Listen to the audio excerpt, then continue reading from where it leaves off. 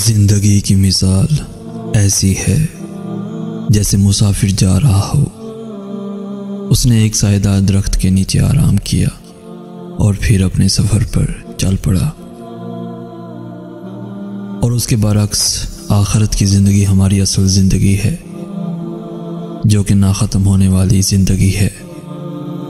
اس بات کو جانتے ہوئے بھی کہ کون سا راستہ غلط ہے اور کون سا صحیح، ہم نے صحیح کو چھوڑ کر غلط کو اپنایا ہے۔ ہم اس دنیا کے ہو کر رہ گئے جیسے موت تو آنی ہی نہیں، اور ہم اس قدر غافل ہو گئے کہ آخرت کا امتحان بھی ہمارے سر پر پہنچ گیا ہے اور تیاری بھی ہماری نہیں ہے۔ اس دنیا کی رنگینیوں، اپنی طاقت پر ناز اور غرور سب ملا کر ہمارے اندر دنیا کی محبت کو ہوا دیتی ہے، جس کے بنا ہم سے گناہ ہوتے رہے ہیں اور ہو رہے ہیں۔ ایک قافلہ اگر جا رہا ہے تو اس میں آخرت کی تیاری کرنے والے بہت کم ہیں، جبکہ دنیا بنانے والے زیادہ ہیں۔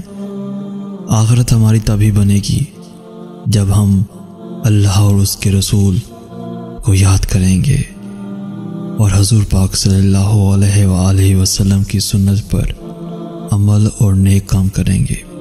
ہمارے معاشرے میں برائیاں اتنی ہو گئی کہ کوئی برائی کرتے ہوئے شرم ہی نہیں آتی ہے، اور نیکی کرنا اتنا کم ہو گیا کہ نیک کام کرتے وقت شرم آتی ہے۔ ایسا کیوں ہے؟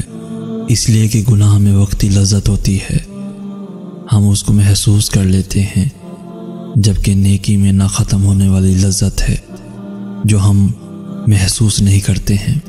ہماری آخرت کی زندگی اصل زندگی ہے، جہاں ہم نے رہنا ہے، جہاں موت نہیں آئے گی، جہاں موت نہیں آئے گی۔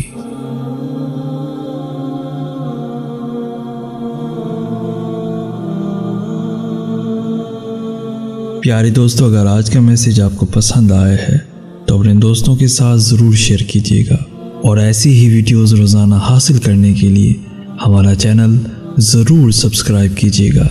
جزاک اللہ۔